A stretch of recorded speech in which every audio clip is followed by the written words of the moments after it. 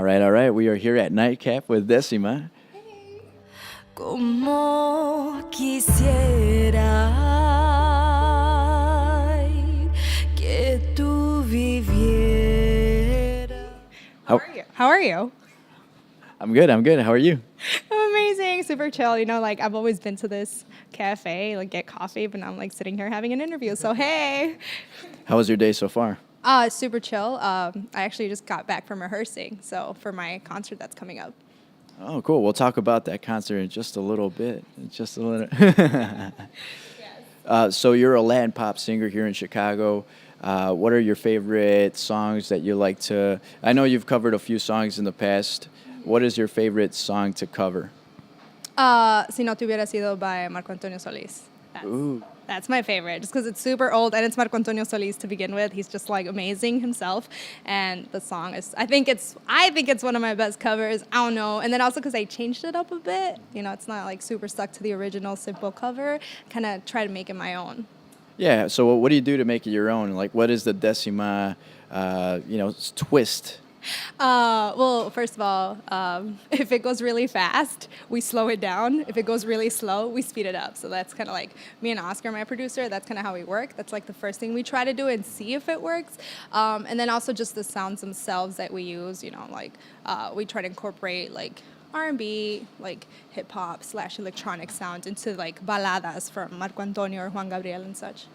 Now I know you also touch a little bit of the, kind of the new stuff. You recently did a cover of The Weeknd. So how do you make that blend? How do you make that mix? What do you, from old school to, some of the new stuff, some of that top 40, some of the new poppy stuff? How do you make that mix? Well, I think the first thing that we do is clearly our sound that we use.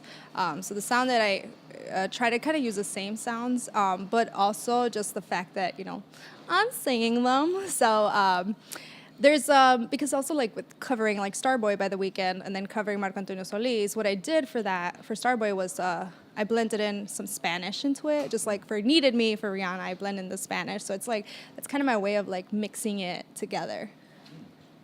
Have you always been a solo artist, or have you ever been in a band? As Décima, yes, I've been a solo artist, but I've been in a band, but not like, like your typical 5-person band. More like back in high school band, playing the clarinet, so it was like symphony kind of thing, woodwinds and trumpets, trombones, and at my high school. So I was like that kind of band, and also just in choir.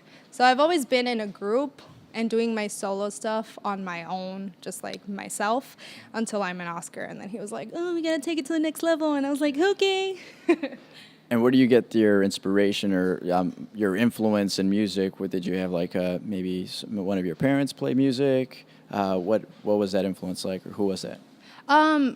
It's actually pretty cool because I just figured out where this whole music thing started from. Because, I mean, obviously you have artists, but I was really trying to find, like, where exactly, like, family or, like, how did I grow up to feel this music thing? And I was like, my mom doesn't sing. She works at a store, as a manager. My dad, who works at a factory. So it's just, like, they don't really sing. They listen to music, so, like, that influenced the music. They listen to, like, Los Temerarios, Los Yonix, all that, like, cool, Los Bukis, all that good stuff. Like, I had that music, but then I was like, okay, but, like, who actually like did music? And then I remembered I lived with my uncle lived with us for like the first 12 years of my life, and he was in a band. So he was like he would play like this banda. First he was like in multiple. He started when he was 16, and one of them was like Banda Caiman that he kind of started on his own, and then he went on to making Macizo Musical when the Duranguense was coming in, because I'm from Durango, so it's just like that was their thing. So I would see my uncle, like sit in the living room with like his little amp, and he plays bass guitar, and he's like sitting there and he's just be like into it. And I was 3 years old, and I would just sit in front of him and just like stare at him, which I'm sure creeped him out. But I mean, I figured, I was like, oh my God, that makes sense. And I always wanted to be with him, and he didn't want me to, but it's okay, Theo, because you know what? Look at where I am right now. It's all because of you. So, I think, that's when I figured. I was like, oh, my uncle, that's like Jesus Duarte. He's got that last name for sure. Do you have any like Duranguense moves? Did he teach you any Duranguense moves? He didn't teach me any Duranguense moves, but I did get influenced. Diana Reyes, you know, her little like thing. They always do this thing, at least the girls, where they like look like they're holding their boobs to make sure that they don't fall, and they're just like. So like that was my thing, I guess, with everybody else. I've always heard that it's like a cereal, you know, like a cereal eating type thing, you know? Yes, it could be. It can also, they were just like, so it's almost like, you know, you got to go to the bathroom kind of thing. Some people called it like clown music. And I was like, I don't blame you. I mean, if you just hear it without actually like listening, I could see it. But it was still fun to dance. It was super fun. I would jump around to it and I kind of danced any type of music in any type of way. So. It's good music. It definitely is good music. Would you ever want to play like, I don't know, there's like classics like norteñas, maybe like Los Tigres del Norte. Would you ever give it that, you know, Décima twist to that? That is an awesome question. I think I'd totally be open to the idea. I mean, I have sung with like mariachi and stuff before, so I do a lot of like, I've sung with mariachi, so I've had that. But like norteño, I haven't really tried. Banda, I've been tempted to try. My uncle was like, you should go for that, you know? And I was like, I don't know. But yeah, no, I think I'd totally be open to the idea just to see what happens. Cool. You started off playing selection for like producer. I know you have Oscar, and he's got a great sound. What did you do before Oscar? What was it like to like searching for a producer? How was that like? So before Oscar, I had actually worked with one producer, which was one of my uncle's like friends, and back when I was 16. I was never really looking for a producer. I think I was just trying to do me and just see what would happen. You know, I was like, I didn't know how to go about it really, so I was just kind of doing whatever. And so my uncle was like, yo, like work with this producer, just see what happens. So I went in once and I played my guitar and sang my songs, and he kind of did some stuff, showed it to me, and we never met up again, but it's totally cool. You know, it's just like you click with some people, and then with some people it just doesn't work out. And so with Oscar, I actually went to an audition just to go. I had like stopped auditioning or like, you know, like working really on music. I kind of stopped. I went to like this whole like moment in my life where I was like, I don't know what I want, you know, typical. And then I was just like, whatever, I'll go to this audition. So I went there, and Oscar was working there. He works as a remote, you know, like audio with Univision. So it was an Univision audition for Va Por Ti. So I went there and I just went up to him. He was just standing there, and I was like, hey, he had a t-shirt on. So I was like, that guy works here. I was like, hey, where do I have to like go to sign in? And he's like, just go to that table over there. And I was like, cool. So I went over there, and then I went back, and then these girls pulled me to the side like, hey, we need B-roll. Can you sing a song? And I was like, sure. So I sang, and Oscar, that's when he heard me. I went to the waiting room, and he just walked up to me, and he's like, hey, I'm a producer. Look at this. And like, would you be down? Was interested, you know, want to work with you. And I was just like, I kind of like I got a good vibe, so I go with vibes a lot, and I felt like this super like, yeah, vibes. So I was like, yeah, sure, let's try it out. What's the worst that could happen? I like die or something. But yeah, I didn't feel like threatened by him or anything. So thank you, Oscar. Yeah, and I was like, sure, let's do it. And it just clicked from the beginning. And so I never really had that whole like, different producers. Actually, Oscar pushed me after like being like working together. He's like, I think you should try other producers just to like, you know, maybe I'm not giving you something that you need, that you can find someone else, which is like total like such a relationship thing to say. I'm like, are you breaking up with me? What's going on? But he's like, no, I just want you to like explore and try other people. And I was like, okay, cool. Like this is an open relationship. I get it. And so I'm not dating Oscar, by the way. And so I did that, and you know, I've worked with other producers, and I was like, I'm really like thankful and grateful for that he kind of like forced me out to like, yo, don't just stay here, like try other people. And I was like, cool. So that's what I've been doing. What do you think is the most important part, you know, as being a solo artist, to get your name out there? Because it's got to be kind of tough, right? To be one act and, you know, try to hustle, you know, shows, try to get, you know, people to listen to your music, especially when you have like such a competitive, you know, SoundCloud, Spotify. So how do you do it? Like, what is your trick? I'm exploring that actually. It's really interesting because, I mean, I knew it was hard. I didn't know it was this hard, you know? It's like, it's all been super new for me, and I'm just like grateful that Oscar has been there because, you know, he studied this and he's aware of a lot of things and he teaches me along the way. So he's an awesome guy to have. But it's really just like literally just trying and trying and trying and like people say no and you're like, cool, I'm gonna keep trying and trying. You just have to be super stubborn and like really believe that what you have is real and that people should hear it. And it's like if people see that confidence in you, they're gonna be like, yo, this person's like legit. So yeah, it's just constantly just going and going, which is what I've been doing. It's a lot of work, you know, trying to do, it's just me and Oscar.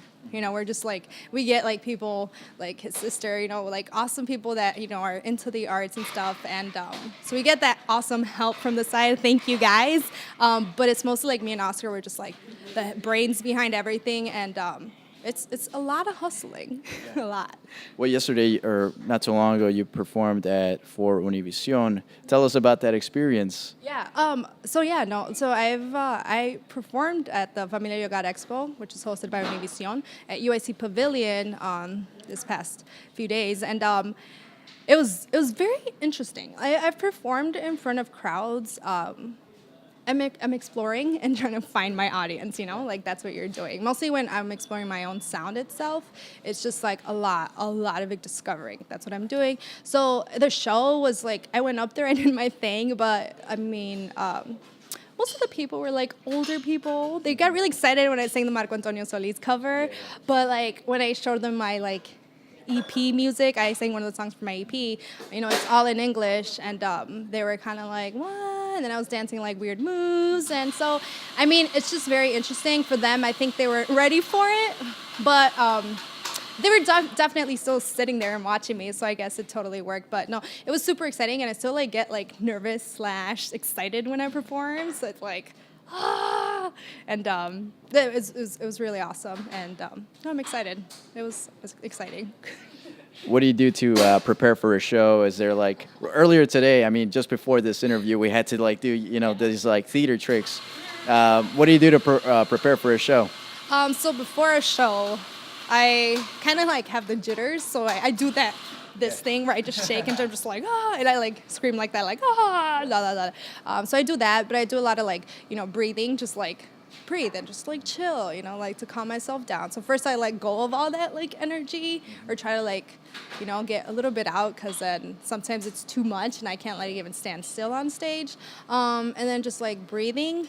But even once the show starts, in the beginning I'm still like jittery and you know, like I can only do so much, but then towards the end, you know, I like chill down. I actually had a performance at Reggie's club like a few months ago, and I was like super nervous and tense, and I was cold, and then I fell down the stairs and I got super warm and chill, and so I was like, man, I wish somebody would like throw me down the stairs every time before a performance because it works.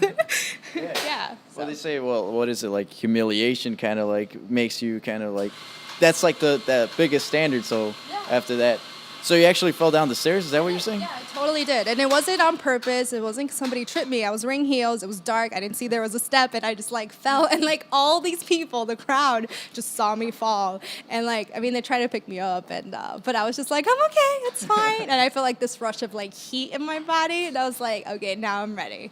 You're like, it can't get any worse than this. Exactly, pretty much. So I'm just like, maybe I need to be thrown down some stairs every time in front of people. I don't know. Sweet. What does your ideal show look like? What is your ideal, you know, if you're to perform, actually, where would you like to perform in some near future? What is like the coolest stage that you would like to perform at? Coolest stage. I mean, you know, a lot of people are like, yo, I sold out Madison Square Garden. So I guess that'd be cool to just have that under my belt. But honestly, I don't like, actually the one in Mexico, what is it called? Is Azteca or something? Like the stadium? Yeah, the stadium. That one would be really cool to perform at. I've always like, my uncle did it. I'm just like, it looks really awesome. So I'm just like, that looks like an awesome layout. So I would totally want to perform there. But I think really it's just like performing in front of a crowd, no matter like how big or how small, like that would totally be my thing, you know, wherever goes. Outside would be great too, whatever. Awesome. What are some of the songs that you like right now? What are you listening to right now? Right now, I really am into, well, let's have like, The Weeknd, Party Next Door, Rihanna. Those are my like, yes, they get me in the groove. But there's also like Gallant, Nail, and Sophie de la Torre. So like these like not crazy known artists, but they're still known. I actually saw Gallant at a show a few months ago, and that was amazing. He's like a super great performer. And I saw Nail as well at Lincoln Hall, both of them, and they were just like amazing. And so that's kind of like what I'm into right now, but it changes all the time. I was listening to one of your tracks, and it definitely has kind of like a R&B style. And like we talked about before, there's different styles of music that you hit, but definitely that R&B really stuck to it. Is that like the style of music that you always aim for, or do you change it up? When we created this EP, Oscar and I, we kind of went in. We're like, okay, we're aware that we don't know exactly what we're gonna come out with because Décima is exploring her sound, like whatever goes. And that's kind of we went with like a super open mind, just like if a mariachi song comes out, then that's what's gonna come out. And if this EP has like 5-10 different genres, that's what it's gonna be. Like it's literally, this EP is like discovering who I am and exploring myself. So yeah, no, like the R&B is definitely a really big influence, which I was actually not aware that it was gonna be. Like I knew like I'm into like baladas, but I was like, so how is that gonna transfer over? But apparently I'm super like R&B lover. Who knew? I don't even know myself like that. Like that was really cool. But like this EP coming out has R&B. It has mixed with like electronic sounds as well as like pop. There's like super poppy songs in there, but it's like, it's like, and also pop is just one that I was not aware that I was gonna touch up on. And it was weird when I was like, oh, I guess that's what it is. That's what we created, so that's what it's gonna be. So it was a lot of like, okay, while going into, and then there's like this couple of songs that are just like, what? But it's kind of like, I'm just going with it, Well, I think you do it really well. I mean, I've heard a lot of your material on SoundCloud, and it sounds great. I mean, I don't think anyone in Chicago is doing this quite like you are doing it. Tell us about Ladyfinger is coming out, right? Yes. When is that coming out? It comes out March 27th on like Spotify, Apple Music, Google Play Music, all the streaming services. That one, Ladyfinger, the name itself, Ladyfinger is actually like an Italian pastry, but that's not what mine was going for. But that one, no, yeah, that one, it's I'm a very, like the lyrics, if you listen to them, when I write my songs, I wrote all of them. So when I write them, sometimes I go for like a double meaning of everything. So like it could say something super literal, but I could mean something completely different. And I think that's what I like really liked about it. Oscar was kind of like, well, you gotta be straightforward. You should be straightforward. And I was like, I don't know. I could be straightforward. I could not. Some of them are straightforward. Some of them are not. So it's like, when it comes to my lyrics, I'm just like, whatever. I'm really into in this EP, finding myself kind of thing. And Ladyfinger is just all about like power and embracing who you are. It does have the name Lady in it, but I don't actually mean just females, just women out there. It's more like anybody, any human out there just taking and embracing themselves and, accepting yourself for who you are, the good parts and the bad parts, or the, not bad, but necessarily like what you don't view as great.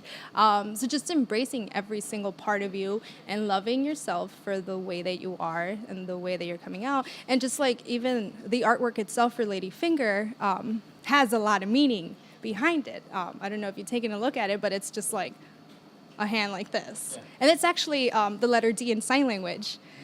So there's also that, number 1, Ladyfinger. I mean, when it came to doing the artwork, I know I was talking to my graphic designer, and she said we should do like some long nails to make it more feminine. And I was like, well, I'm not going for feminine, even though Ladyfinger kind of tells you that, but it's more like anybody's hand. And the letter D in sign language, I also like. I'm into a lot of like education. I work at a preschool, so I'm into education and just like helping. Ever since my whole life, I've wanted to go, like to a third world country and help, whatever way. Just help.